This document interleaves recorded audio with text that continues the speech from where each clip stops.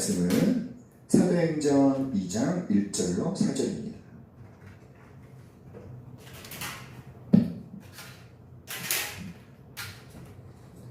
사도행전 2장 1절로 4절. 우리 다 같이 한 목소리로 읽겠습니다. 시작. 오순절날이 이미 이름에 그들이 다 같이 한 곳에 모였더니 후련히 하늘로부터 급하고 강한 바람 같은 소리가 있어 그들이 앉은 온 집에 가득하며 마치 불의 혀처럼 갈라진 것들이 그들에게 보여 각 사람 위에 하나씩 임하여 있더니 그들이 다 성령의 충만함을 받고 성령이 말하게 하심을 따라 다른 언어들로 말하기를 시작하니라. 아멘. 우리 함께 말해볼까요? 성령께서 오셨습니다. 성령께서 오셨습니다. 우리 하나님께서는요, 먼저 항상 계획과 목적을 결정하신 다음에 하나님의 계획하신 그 계획과 하나님의 목적이 이루어지려면 하나님 먼저 그 계획과 조건이 이루어질 수 있도록 조건을 갖추시는 일을 먼저 하십니다.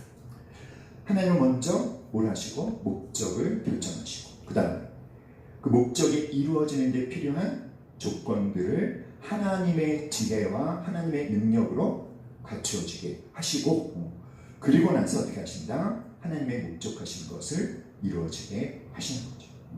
그러니까 어떤 하나님의 계획과 목적이 이루어지려면 무엇이 필요할까요? 그 목적이 이루어질 수 있는 조건이 갖추어지는 거예요. 근데 그 조건을 갖추어지게 하시는 분은 누구시다? 하나님이신 거죠. 자, 그러면 여러분, 하나님께서 인간을 향해 갖고 계신 궁극적인 목적은 무엇일까요? 하나님께서 인간을 하나님의 형상으로 창조하셨는데 과연 하나님은 어떤 목적을 위해 우리를 하나님의 형상으로 창조하셨을까? 우리 요한복음 17장 21절 말씀 다 같이 읽어봅시다. 시작. 아버지여, 아버지께서 내 안에 내가 아버지 안에 있는 것 같이 그들도 다 하나가 되어 우리 안에 있게 하사 세상으로 아버지께서 나를 보내신 것을 믿게 하소서. 자, 인간을 향한 하나님 아버지의 궁극적인 목적은 하나님 아버지께서 예수님 안에 계신 것 같이 예수님이 또 하나님 안에 계신 것처럼 우리도 하나님 안에 있어서 하나님과 우리가 어떻게 돼요? 하나가 되게 하시는 것. 그것이 우리를 향한 하나님의 궁극적인 목적이죠. 자, 그런데 오늘 우리가 읽은 이 사도행전 2장 1절로 4절을 우리가 뭐라고 부르죠, 여러분? 오순절 성령 강림 사건 이렇게 부릅니다. 이 오순절 성령 강림 사건의 의미가 무엇이냐면 이제 드디어 하나님의 그 목적이 이루어지는 모든 조건이 갖추어졌다. 그래서 하나님께서 사람과 하나가 되시려는 그 일을 시작하셨다는 마치 첫 번째 개막 테이프를 끊는 것과 같은 그런 일이 공식적으로 시작되었음을 알리는 사건이 바로 무엇이다? 오순절 성령 강림 사건이에요. 사랑하는 여러분, 하나님께서 우리와 하나가 되기 위한 모든 조건이 그러니까 언제 갖추어진 겁니까? 오순절이 되었을 때. 하나님은 어떤 분이시라고요? 하나님은 어떤 목적과 어떤 계획을 이루어지게 하시기 전에 먼저 무엇부터 하시냐? 조건을 갖추시는 거죠. 그리고 모든 조건이 갖추어졌을 때 하나님 당신이 계획하신 일을 성취되게 하시는데 그런데 하나님께서 우리와 하나가 되기 위한 그 조건이 언제? 오순절날이 되었을 때 모든 조건이 충족되었다라는 거죠. 사랑하는 여러분, 우리로 하나님과 하나가 되게 하시려는 그 일이 시작되었음을 공식적으로 알리는 이 오순절 성령 강림 사건. 오늘 우리가 이 오순절 성령 강림 사건에 대한 이 말씀이 담고 있는 아주 귀중한 교훈들을 함께 찾아보고 그리고 오늘은 그 오순절 성령 강림 사건 그 말씀이 담고 있는 그 모든 귀한 교훈들을 따라합시다. 나의 사건으로 경험하자. 나의 사건으로 경험할 수 있기를 간절히 우리 오늘 읽은 본문을 다시 한번 자세히 살펴보기를 원하는데요. 자, 오순절 성령 강림 사건의 의미가 뭔지 다시 한번 정리하고 넘어갈게요. 우리 함께 말해볼 거예요. 이제 시작. 이제 내가 너희와 함께 있겠다. 이제 우리는 하나가 된다를 어떻게 한 사건이다? 공개적으로 선포한 사건이에요. 자, 그 일은 과연 어떻게 이루어졌을까요? 사도행전 우리 오늘 본문, 우리가 읽은 본문 2장 1절로 4절을 여러분 다시 한번 우리 함께 읽어보고 그 말씀에서 객관적인 기록과 주관적인 기록을 한번 찾아볼까요? 객관적인 기록은 어떤 걸까요? 객관적인 기록이란 그 사건을 누가 기록했든지 똑같이 기록할 수밖에 없는 그 아주 객관적이죠. 하지만 그 사건을 경험한 사람의 어떤 주관적인 느낌에 따라 다르게 기록되고 표현되어질 수 있는 것이 주관적 기록이겠죠. 네, 찾아볼까요? 우리 다시 한번 읽어봅시다. 사도행전 2장 1절로 4절입니다. 다같이 시작. 오순절 날이 이미 이름에 그들이 다같이 한 곳에 모였더니 호련히 하늘로부터 급하고 강한 바람 같은 소리가 있어 그들이 앉은 온 집에 가득하며 마치 불의 혀처럼 갈라지는 것들이 그들에게 보여 각 사람 위에 하나씩 임하여 있더니 그들이 다 성령의 충만함을 받고 성령이 말하게 하심을 따라 다른 언어들로 말하기를 시작하니라. 자, 객관적인 기록과 주관적인 기록. 자, 일단 오순절 날이라고 하는 것은 객관적 기록입니까? 주관적 기록입니까? 객관적 기록이죠. 그리고 성령이 임했는데 어디로부터? 하늘로부터 임했다. 이것도 객관적인 거죠. 그리고 그 결과 모든 거기에 있는 모든 사람들이 어떻게 되었다? 성령 충만하게 되었다. 이거는 누가 기록하든지 똑같이 기록할 수밖에 없는 그런 내용입니다. 그런데 성령께서 그들에게 임할 때 어떻게 임했어요? 급하고 강한 바람 같은 소리. 그리고 또 어떻게 표현했습니까? 불의 혀처럼 갈라지는 것들. 여기에 보면 급하고 강한 바람 같은 불의 혀처럼 이런 표현이 있죠.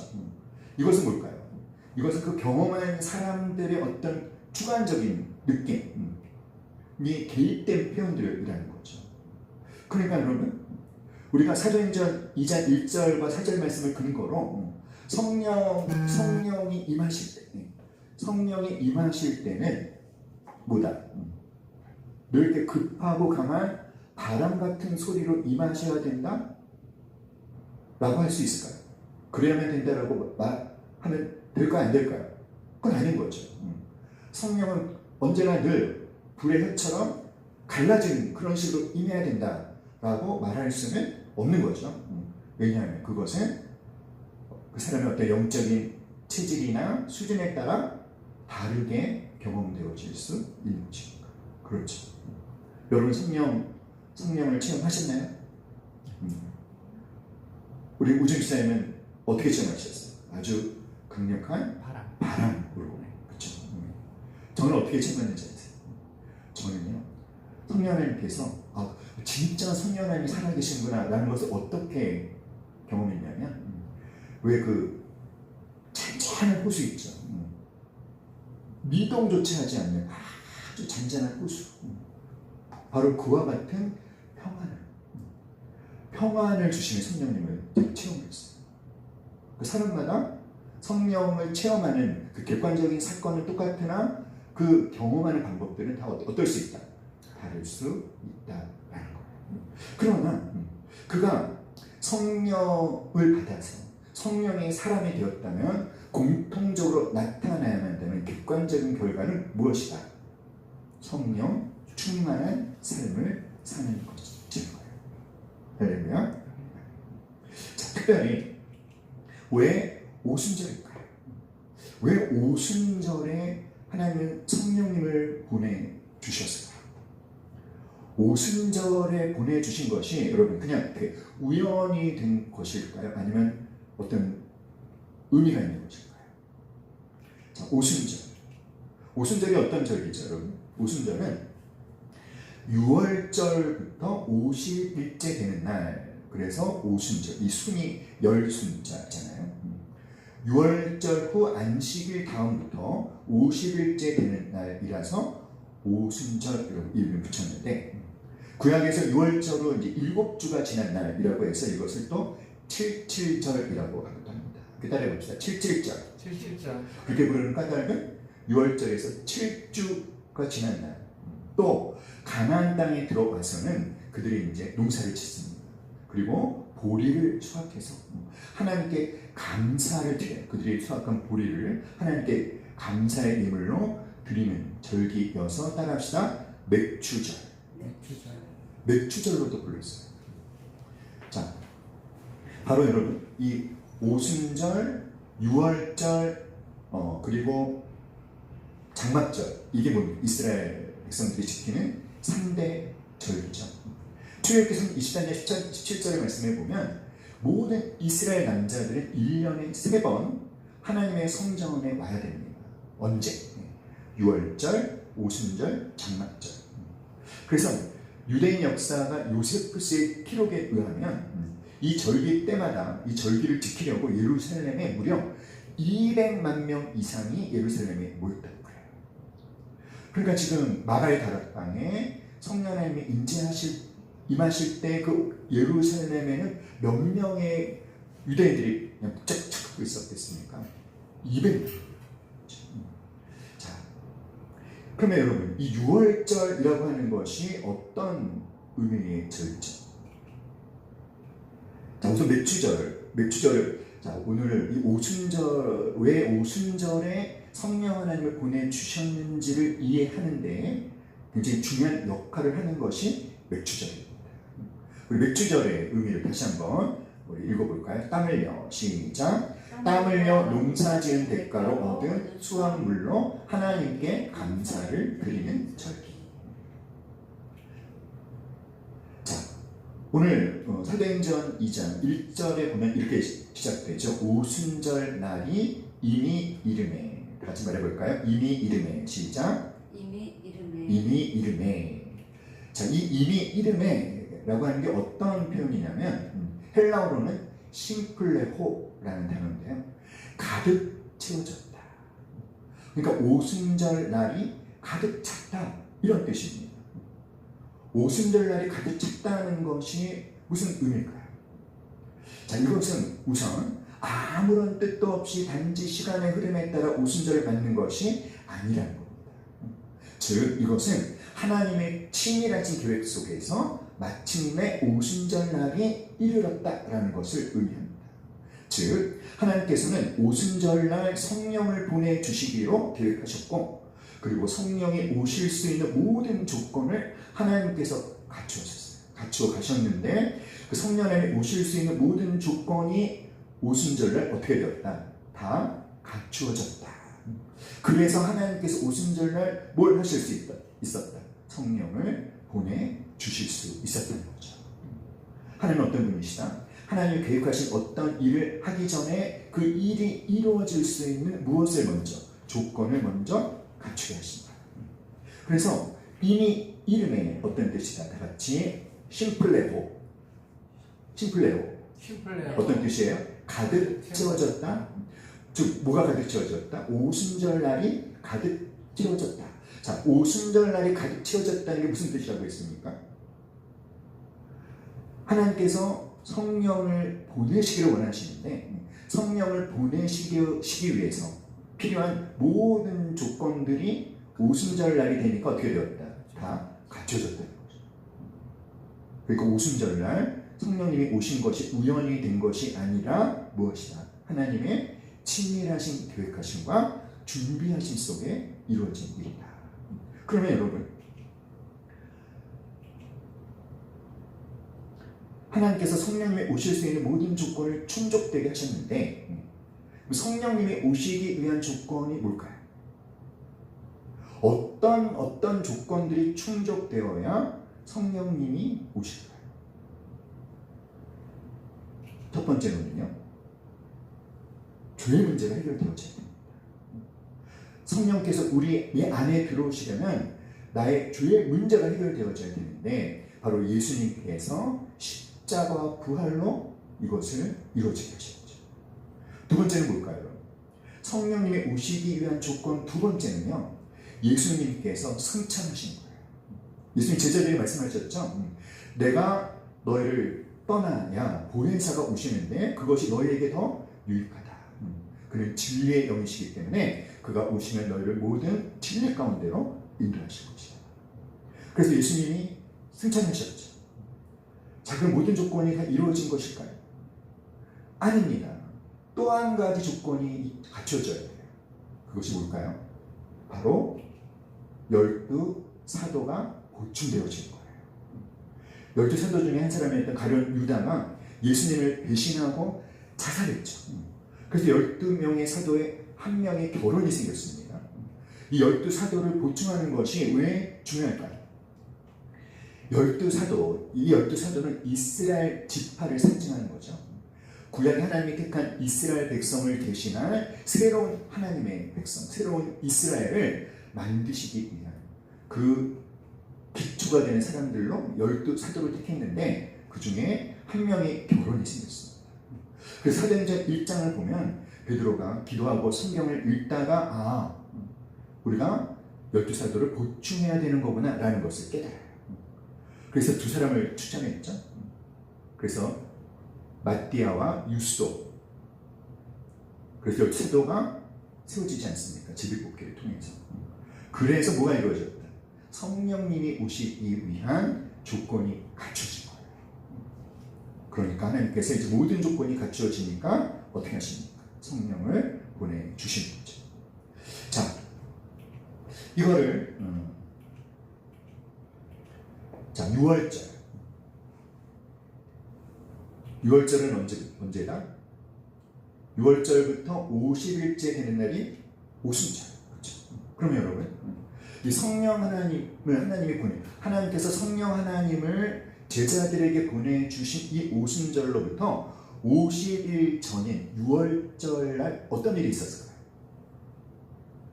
무슨 일이 있었죠? 6월절 날 어떤 일이 있었습니까? 예수님이 십자가에 못 박혀 돌아가신 게 6월절이에요. 사랑하는 여러분, 예수님께서 6월절 전날 체포되시고 6월절 날 예수님께서 십자가에 못 박혀 죽으셨습니다. 자, 십자가 처형을 당하면 바로 죽지 않습니다. 7일에서 10일 정도 아주 끔찍한 고통을 겪다가 죽는다고 하는데 7일에서 10일 동안 몸에 있는 피를 다 쏟고 수분도 다 빠져나가고 그리고 죽는 거죠.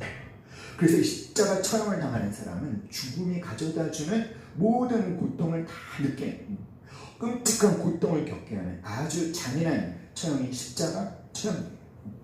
그런데 예수님은 6월절 날 하루 돌아가셨습니다.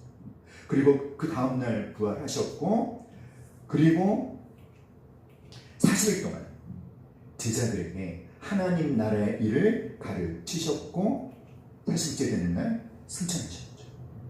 그리고 나서 제자들이 부탁하셨어요. 예루살렘을 떠나지 말고 아버지께서 너에게 약속하신 성령님이죠. 임할 때까지 기다려라. 그래서 제자들이 예수님이 승천하신 장면을 감람산에서 목격했는데 신속하게 예루살렘으로 와서 마가의 다락방에 모여서 전혀 기도에 힘쓰더라. 그리고 그렇게 기도에 힘쓴 지 며칠이 지났을 때, 10일이 지났을 때, 즉 6월절로부터 며칠이 되었을 때 50일째 되는 날 성령을 보내주신 거예요. 자, 여러분, 그럼 여기 제가 질문을 한번 할 테니까 대답해 보세요. 여러분, 예수님이 왜 6월절에 돌아가셨을까요? 우연일까요? 아니면 어떤 하나님의 어떤 의도가 있는 것일까요? 전자입니까? 후자입니까? 후자라고 생각하시죠. 그럼 어떤 의도가 있을까요? 예수님을 하필이면 6월절에 십자가에 못 박혀 돌아가게 하신 그 의미는 뭘까요? 그 의미는 무엇일까요? 그것은 예수님의 십자가 사건이 우리에게 가져다 주는 것들이 뭔지, 예수님의 십자가 사건의 의미가 무엇인지를 어떤 절기를 통해서, 유월절이라는 절기를 통해서 알려주시는 것입니다. 할렐루야. 사랑하는 여러분, 유월절은 어떤 절기죠? 출애굽기 12장 13절 14절 우리 함께 읽어볼까요? 시작. 내가 애굽 땅을 칠 때 그 피가 너희에게 거하는 집에 있어서 너희를 위하여 표적이 될지라. 내가 피를 볼 때 너희를 넘어가리니 재앙이 너희에게 내려 멸하지 아니하리라. 너희는 이 날을 기념하여 여호와의 절기를 영원한 규례로 대대에 지킬지니라. 내가 애굽 땅을 칠 때, 출애굽하기 전에 10가지 재앙 중에 가장 마지막 장자의 죽음. 이 장자의 죽음이라는 건 뭐죠? 장자가 죽는다는 것은 사실은 애굽 전체가 죽는 것입니다. 장자는 그 가문을 대표하는 존재거든요. 그러니까 하나님께서 애굽 전역을 사망으로 심판하신 거예요. 애굽인들의 죄에 대해서 하나님이 심판을 하시는데, 그런데 그 하나님의 심판에서 구원받을 수 있는 방법이 뭐다? 어린 양의 피를 좌우 임방과 문설주에 바르면 죽음의 사자가 그 피가 발려진 집을 어떻게 하신다? 그냥 넘어간다. 그래서 여기에서 유월절. 그래서 유월절은 뭘 기념하는 절기입니까? 이스라엘 백성들이 바로의 노예된 상태에서 해방된 것과 하나님의 심판에서 구원받은 것을 기념하며 지키는 절기죠. 해방과 구원을 가져다 주신 하나님께 감사를 드리는 거예요. 즉, 우리 예수님의 이 십자가 사건은 우리에게 뭘 가져다 준다? 하나님의 심판으로부터의 구원, 죄로부터의 구원과 해방을 가져다 준다라는 것을 알게 하시려고 어떤 날, 6월절에 십자가에 못 박혀 죽게 하신 거죠. 그러면 여러분, 마찬가지로 그래서 그 장자의 죽음의 심판이 임한 애굽은 어땠을까요? 아마 장자를 둔 어머니들이 그 아들을 잃어버린 그 절규, 통곡으로 아마 가득 채워졌을 거예요. 누구의 아들도 죽는 것입니까? 바로의 아들도 죽는 거예요. 그런데 어떤 집에서는 피가 발려진 집은 죽음의 사자가 그냥 넘어가는 거죠. 자, 오순절 날에 성령님이 오신 것도 우연이다, 아니라는 것입니다. 오순절 날에 성령님이 오신 것도, 이 오순절이라는 절기를 통해서 하나님께서 성령님을 우리에게 보내주신 것이 무엇을 위함인지 그 의미를 설명해주고 계신 거예요. 그래서 여기서 뭐가 중요하냐면 오순절의 또 다른 명칭인 맥추절이 굉장히 중요한 의미를 갖습니다. 자, 여러분, 맥추절은 어떤 절이라고 했죠?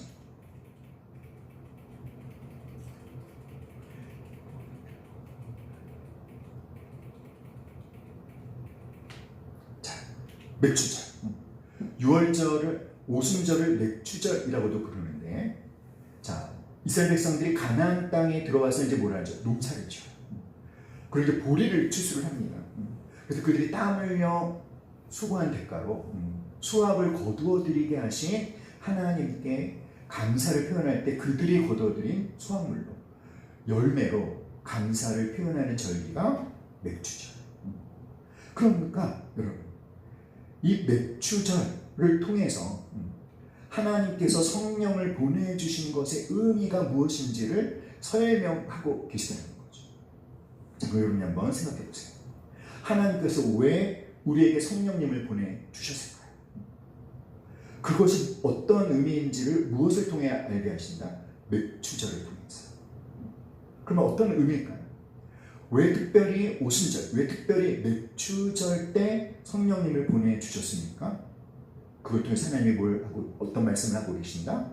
우리에게 성령님을 보내주신 이유가 뭔지. 그럼 뭐겠습니까? 뭐겠습니까? 매추절은 뭐 하는 거예요? 열매를 거둬들일 수 있도록 축복해 주신 하나님께 감사하는 절기잖아요. 그러니까 매추절날 우리에게 성령을 보내주신 하나님, 우리에게 원하시는 것은 다른 게 아니에요. 다른 어떤 것이 아니라, 따라합시다. 열매 맺는 삶. 열매 맺는 삶을 원하시는 것입니다. 사랑하는 여러분, 십자가를 통해서 우리를 구원하신 하나님께서는요, 우리에게 성령님을 보내주셔서 그 성령님을 통해서 우리가 하나님이 원하시는 열매 맺는 삶을 살기를 원하신 거예요. 성령님과 함께 동행하고 성령님을 의지하고 성령을 사모하며 성령께 나를 온전히 복종시킴으로 말미암아 성령을 쫓아 행함으로 말미암아 어떤 삶을 살게 하시려고? 열매 맺는 삶을 살게 하시려고. 그래서 우리가 뭘 알아야 되냐면 우리가 받은 구원에는 이중적인 의미가 있다는 것을 알아야 합니다. 구원의 이중적인 의미 뭘까요? 다 같이 신분의 변화와 또 다른 목적을 향한 시작. 구원의 이중적인 목적. 첫 번째는 신분의 변화죠. 신분의 변화. 이 신분의 변화는 이미 우리에게 이루어졌어요. 우리가 예수님을 믿으면 우리의 신분이 어떻게 바뀝니까? 하나님의 자녀로 바뀌죠. 우리가 예수님을 믿는 순간 우리의 신분은 하나님의 자녀로 바뀌어집니다. 하나님께서 이미 우리를 당신의 자녀로 받아주셨어요. 자, 그러나 또한 우리가 구원받았다라고 하는 것은 무엇이다? 또 다른 목적을 향한 시작을 한 것입니다. 그 또 다른 목적이 뭘까요? 그 또 다른 목적인 무엇입니까? 하나님의 자녀다운 삶을 살아가는 것, 하나님의 성품을 닮아가는 것, 하나님의 자녀가 되는 삶을 살아가는 것. 우리가 하나님의 자녀가 되었기 때문에 이때부터 하나님께서 우리에게 원하시는 것이 무엇이냐면 우리가 하나님의 자녀답게 살아가는 것. 그래서 이것을 바울은 어떻게 표현했죠? 구원을 이루어가자 이렇게 표현했어요. 자, 그리고 우리가 하나님의 자녀답게 살아가도록 하나님은 어떻게 하셨습니까? 네가 최선을 다해서 네 힘껏 한번 잘 해봐 라고 한 것이 아니라 누구를 보내주셔서? 성령님을 보내주셔서 그 성령님을 통해서 우리가 하나님의 자녀답게 계속 성장해 가도록 하시려고 오순절날 성령을 보내주신 거예요. 사랑하는 여러분, 따라서 하나님은 내가 열매 맺기를 원하신다. 있습니까 여러분? 그래서 6월절날 일어난 십자가 사건과 오순절날 일어난 이 성령 강림 사건은 기독교에서 가장 중요한 사건입니다. 그런데 많은 성도들이 이 오순절날 성령이 강림하신 사건이 얼마나 중요한지를 잘 모르고 있습니다. 그냥 오순절날 임했나 보다. 아니에요 여러분. 예수님의 십자가와 부활과 승천 결국은요 성령님을 보내주시기 위한 모든 조건이 갖추어지도록 하나님의 열심과 하나님의 치밀한 계획하심 속에 진행되어진 것입니다. 그 계획을 이루어지게 하시려고 바로 그 아들 예수님께서 온전히 순종하신 것이죠. 할렐루야. 사랑하는 여러분, 하나님께서 우리에게 무엇을 원하신다? 열매 맺기를 원하십니다. 성령과 관련해서는 굉장히 많은 논란이 있죠. 따라합니다. 성령 세례, 성령 충만, 성령의 열매, 또 성령의 은사. 여러분, 성령 세례가 뭘까요? 성령 세례와 성령 충만은 모든 그리스도인들에게 아주 중요한 주제인 만큼, 중요한 만큼 많은 오해가 있는 것도 사실입니다. 자, 우리가 성령을 의지해서 열매 맺는 삶을 살려면 먼저 성령님을 받아야 되겠죠. 성령님을 받아야 성령님을 의지해서 열매 맺는 삶을 살 수 있을 텐데, 자, 질문합니다. 우리 역사님께 물어봅시다. 당신에게는 당신에게는 우리 동현이 동현이 안에는 성령님이 계실까요? 자, 여러분께 물어봅니다. 당신에게는 성령님이 계실까요? 계십니까? 안 계십니까? 계십니다. 언제 여러분 성령님이 여러분 안에 들어오셨습니까? 예수님을 나의 구세주와 주인으로 영접할 때. 즉 성령 세례란 무엇이냐면 바로 성령의 내주하심. 성령의 내주하심. 사랑하는 여러분, 성령께서 내 안에 들어와 거하시는 것, 이 성령의 내주하심을 뭐라고 한다? 성령 세례. 근데 어떤 분은 또 이렇게 생각해요. 성령님이 내 안에 들어와 거하시다가 내가 죄를 지으면 나를 떠나셨다. 회개하면 또 내 안에 들어오시고. 그런 거 아니죠? 내 안에 들어오신 성령님은 나를 떠나신다, 안 떠나신다? 떠나시지 않습니다. 그래서 성령 세례, 이 성령의 내주하심은 뭐다? 구원과 동시에 이루어지는 사건이라는 거예요. 그래서 모든 그리스도인 안에는 누가 거하고 계신다? 성령 하나님이 거하고 계시죠. 우리 로마서 8장 9절 말씀 한번 찾아볼까요? 로마서 8장 9절입니다. 신약성경 249페이지. 시작. 만일 너희 속에 하나님의 영이 거하시면 너희가 육신에 있지 아니하고 영에 있나니 누구든지 그리스도의 영이 없으면 그리스도의 사람이 아니라. 그러니까 누가 그리스도인이라면 그 안에 누가 계신 것이야? 그리스도의 영, 성령님이 계신 거죠. 모든 그리스도의 사람들 안에는 누가 계신다? 성령님이 계십니다.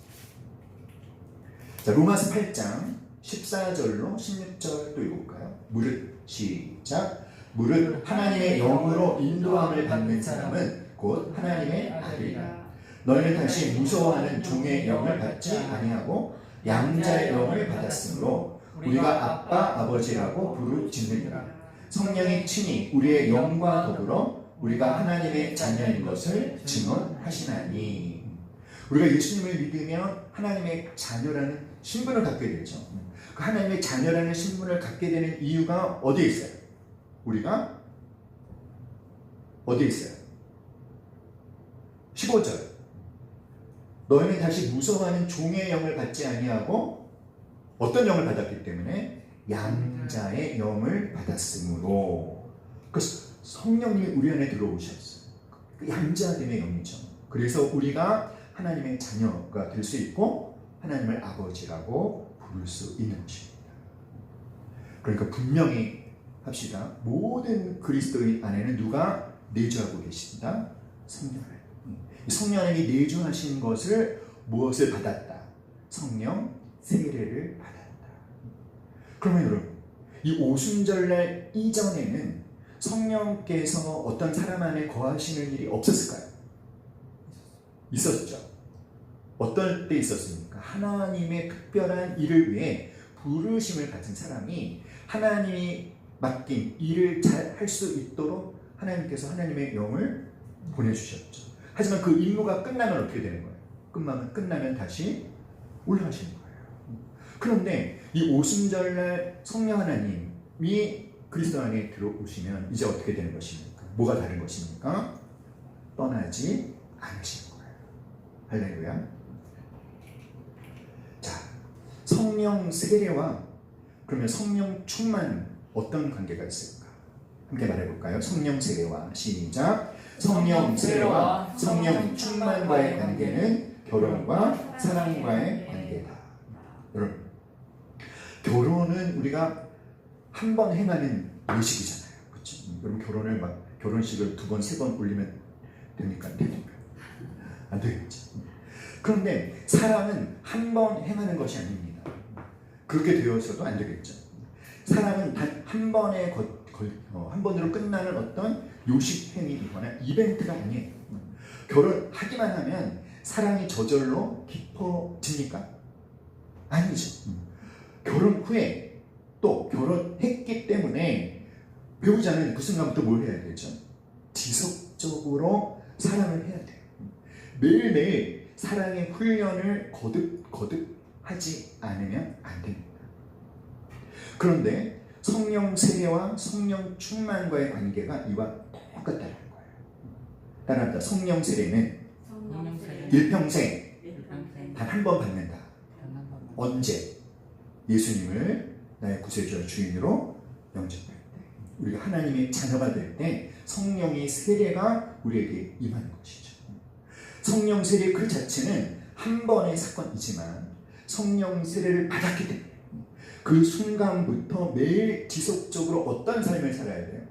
성령님을 사랑하는 훈련을 해야 돼요. 성령과 함께 사는 훈련을 해야 됩니다. 그것이 바로 뭐예요? 성령 충만한 삶. 그런데 성령 세례를 받았는데 성령 충만이 없는 삶을 산다는 것은 어떤 것입니까? 결혼은 했는데 사랑 없는 결혼 생활을 지속하는 것과 같다는 거죠. 재미가 없는 거죠. 신나지 않는 거죠.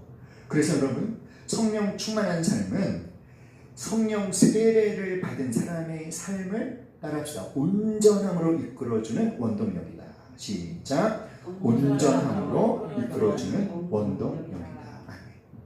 여러분, 우리가 이렇게 성령 충만할 때 결과로 나타나는 것 중에 하나가 뭘까요?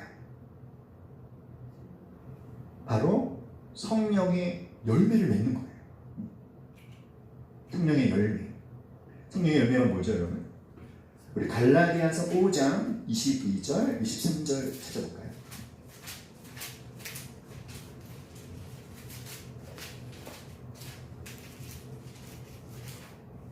갈라디아서 5장 22절, 23절. 우리 다 하는 말씀이지만 우리 성경을 또 읽어봅시다. 시작. 오직 성령의 열매는 사랑과 희락과 화평과 오래 참음과 자비와 양선과 충성과 온유와 절제니 이 같은 것을 금지할 법이 없느니라. 아멘. 성령 세례를 받은 사람에게서 성령의 열매가 맺혀지는 것을 막을 수 있다 없다? 없다. 근데 성령의 열매들이 뭐예요? 사랑, 희락, 화평, 그쵸? 사랑, 희락, 화평, 그리고 오래 참음, 자비, 양선, 충성, 온유, 절제. 즉 여러분, 하나님께서 우리에게 성령님을 보내주셔서 우리가 열매를 맺기 원하는데 하나님이 맺기 원하시는 그 열매는 어떤 것입니까? 어떤 일을 잘 해내는 게 아니라는 거예요. 어떤 사역을 잘 일궈내는 것이 아니라 무엇이죠, 여러분? 성품이라는 거죠. 내면적인 것이라는 것입니다. 할렐루야. 자, 여러분. 그런데 이 9가지 열매를 제가 세 가지 색깔을 표현했어요. 어떤 의미가 있을까요? 사랑, 희락, 화평, 한 묶음. 오래 참음, 자비, 양선, 한 묶음. 충성, 온유, 절제, 한 묶음. 왜 다른 색깔로 했을까요? 뭔가 의미가 있겠죠? 어떤 의미가 있을까요?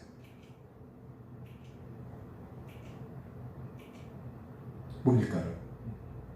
하나님, 사랑, 나.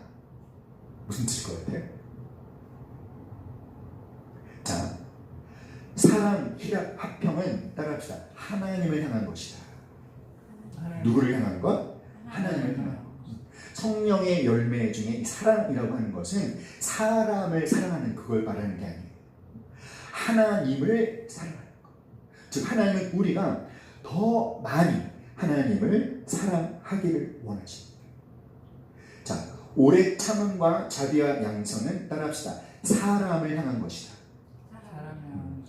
사람을 향한 오래 참음, 사람을 향한 자비, 사람을 향한 양선. 그리고 충성, 온유, 절제는 따라합시다. 나를 향한 것이다. 그러니까 내가 어떤 사람이 되고, 내가 충성스러운 사람이 되고, 내가 온유한 사람이 되고, 내가 절제하는 사람이 되는 것이죠. 자, 여러분, 우리가 하나님을 향한 사랑이 점점 커져간다? 그럼 나는 뭘 맺고 있는 거예요? 성령의 열매를 맺고 있는 거예요. 성령과 함께하는 삶을 추구하고 성령과 함께하는 삶을 지속적으로 살게 되면 그 결과로 우리는 누구를? 하나님을 더 사랑하게 되는데, 정말 여러분이 하나님을 더 사랑하기 원하신다면 여러분 안에 계신 성령님과 깊이 함께 지속적으로 연합해 살아가셔야만 되는 거죠.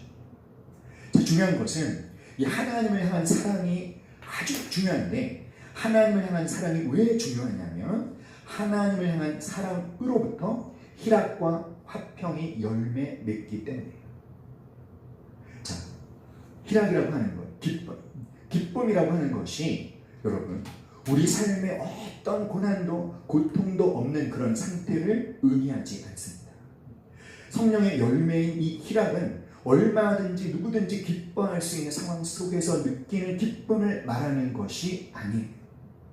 삶에 여러 가지 고난이 있습니다. 아픔이 있습니다. 고통이 있고 어려움이 있습니다. 그런데 내가 하나님을 사랑하게 되니까 그럼에도 불구하고 나에게 무엇이 찾아오더라? 기쁨이 찾아오더라. 그래서 우리 삶에 기쁨이 더 풍성해지려면 사랑의 열매가 더 커져야 돼요. 우리가 하나님을 더 사랑하게 되면 무엇도 더 풍성해진다? 기쁨도 더 풍성해져요. 여러분, 화평도 마찬가지입니다. 따라합시다. 에이레네. 에이레네. 에이레네. 네. 화평의 헬라어인데 평안, 평강, 평화 똑같은 의미예요. 자, 그러니까 성령의 열매로 우리에게 열매 맺혀지는 이 평안은요, 내가 원하는 모든 것이 다 이루어져서 평안한 것이 아니에요. 삶은 아직도 해결되지 않은 문제투성입니다. 아직도 해결되지 않는 상황들이 너무 많습니다. 그래서 그것만 생각하면 나는 눌릴 수밖에 없죠. 그런데 내가 하나님을 더 사랑하게 되니까 그럼에도 불구하고 나에게 무엇이 찾아오더라? 평안이 찾아오더라. 그래서 성령의 열매인 희락과 화평은 무엇과 맞물려 있다? 하나님을 사랑하는 것과 맞물려 있는 거예요. 사랑하는 여러분, 여러분이 하나님을 사랑하는 이 성령의 열매가 더 커져서 그것으로 말미암아 기쁨과 평강이 물밀듯 밀려올 수 있기를 간절히 기도합니다. 반면에 이 오래 참음과 자비와 양선은 누구를 향한 것이다? 사람을 향한 거예요. 사람을 향한 오래 참음이라는 것이 뭐예요? 어떤 사람에 대해서 우리가 오래 참는다는 것. 예를 들면 나에게 상처를 주고 고통을 준 사람. 여러분, 우리가 그럴 때 어떻게 할 수 있습니까? 그 사람이 나에게 한 것처럼 똑같이 복수하고 보복할 수 있겠죠. 내가 받은 대로 똑같이 되돌려줄 수 있는데, 그런데 오래 참는다는 것은 그걸 하지 않는 거예요. 나에게 부당한 짓을 한 사람에게 얼마든지 내게 보복할 수 있는 권한이 나에게 있지만 똑같이 보복하지 않고 보복할 수 있는 권리를 내려놓는 것. 쉬울까요? 어려울까요? 어렵겠죠. 그러니까 성령의 열매인 것입니다. 자, 자비는 뭘까요, 여러분? 자비라고 하는 것은 내게 잘못한 사람에게 보복하지 않을 뿐만 아니라 나에게 나쁜 일을 행한 사람임에도 불구하고 그 사람이 잘 되기를 원하는 것. 그것이 자비입니다. 그러니까 오래 참음보다 자비는 어떻습니까? 한 걸음 더 깊어지죠. 자, 오래 참음보다 받은 대로 똑같이 보복하지 않는 것. 자비는 그 사람이 그럼에도 불구하고 잘 되기를 원하는 마음을 갖는 것. 그러면 양선이란 뭘까요? 양선이란 그 사람이 잘 되기를 원하는 그 마음을 실제적인 행동으로 옮기는 것이 양선입니다. 우리의 힘으로 될까요? 안 될까요? 안 되겠죠. 그래서 이것이 무엇이다? 성령의 열매인 거예요.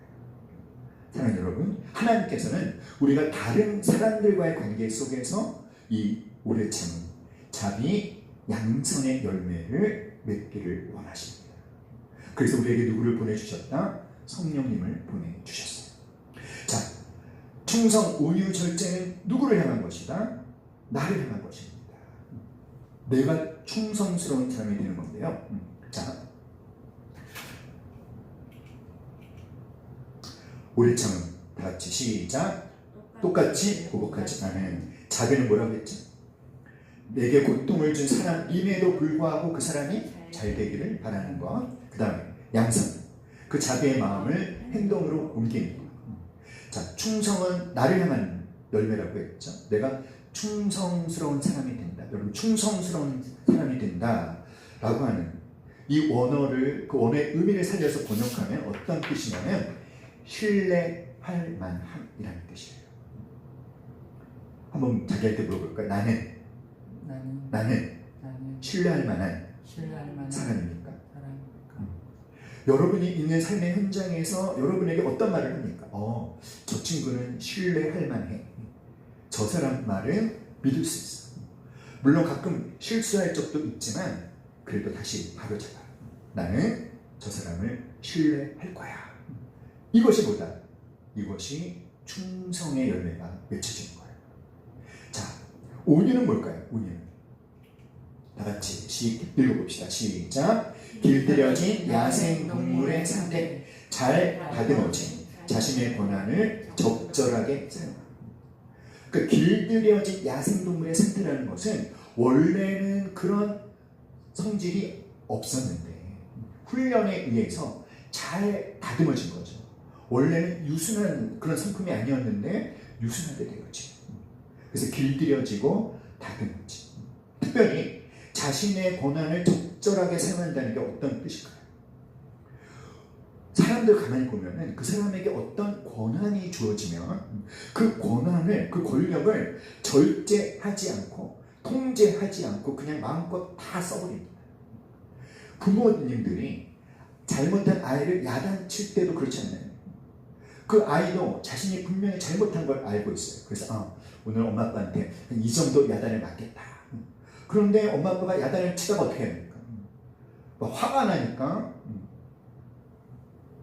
아이가 생각하는 그 분량보다 더 과하게 야단을 칠 수 있겠죠. 온유라고 하는 것은 그렇게 안 하는 거예요. 온유라고 하는 것은 따라합시다. 넘치지도 않고 모자라지도 않는 딱 거기까지 하는 것. 온유가 뭐라고요? 넘치지도 않고 모자라지도 않고 딱 거기까지 하는 것. 이것이 온유입니다. 나에게 주어진 무엇인가가 있을 때 그것을 넘치지도 않고 모자라지도 않고 딱 적절하게 표출하는 것. 이것이 온유예요. 절제는 뭘까요, 여러분? 절제는 따라합시다. 딱 멈추어 서는 것. 네. 그러니까 내가 더 가면 이거는 정말 하나님이 나를 싫어하실 것 같다. 내가 더 가다가 이것에 내가 좀 노릇할 것 같아 라는 판단이 들 때 딱 멈추어 서는 것. 근데 멈추어 서는 것뿐만 아니라 해야 할 일을 하는 것까지가 뭐다? 절제라는 거예요. 사랑하는 여러분, 자,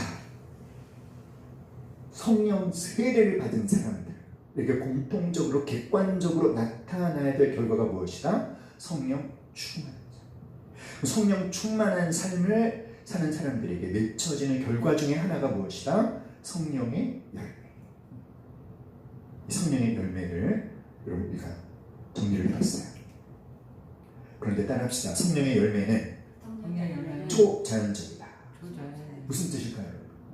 성령의 열매는 내가 주관하는 것이 아닙니다. 어떤 열매를 얼마만큼 맺게 할 것인지는 누가 결정하신다? 성령님이 결정하시는 거예요. 내가 관여할 수 있는 것이 아닙니다. 자, 그런데 그러면 우리는 아무것도 안 해도 될까요? 아무것도 안 하고 그냥 성령님께 맡기면 되나요? 아니요, 그렇지 않습니다. 따라합시다. 자연적이다. 자연적이라는 게 뭘까요? 성령께서 주권적으로 우리에게 열매를 알아서 주시는데 우리는 아무것도 안 하고 가만히 있으면 되는 것이 아니라 우리가 준비하는 조건 속에서 성령께서 열매를 주신다는 것입니다. 그러면 우리가 만들어야 하는 조건은 뭘까요? 우리가 만들어야 하는 조건은 의지적으로 성령과 함께 하는 것입니다. 무엇을 하든지 성령님께 물어보고 성령님의 인도하심을 구하고 성령님을 의지하고 성령님을 환영하고 나를 자꾸만 계속 지속적으로 성령께 맡기는 것. 성령께 질문하고 성령의 지시를 들으려고 하고 이것이 뭐예요? 이것이 성령님께서 우리 안에 일하실 수 있는 조건입니다. 또 어떤 조건을 만들어야 될까요? 따라합시다. 성령님을 근심케 하지 않는 것. 성령님 언제 근심하실까요, 여러분? 우리가 죄 속에 의도적으로 계속 거할 때, 하나님이 그것을 싫어한다는 걸 알면서도 계속 그 죄에 거할 때 성령께서 근심하죠. 그러면 더 이상 성령께서 우리에게 어떤 영향력도 행사할 수 없는 것이죠.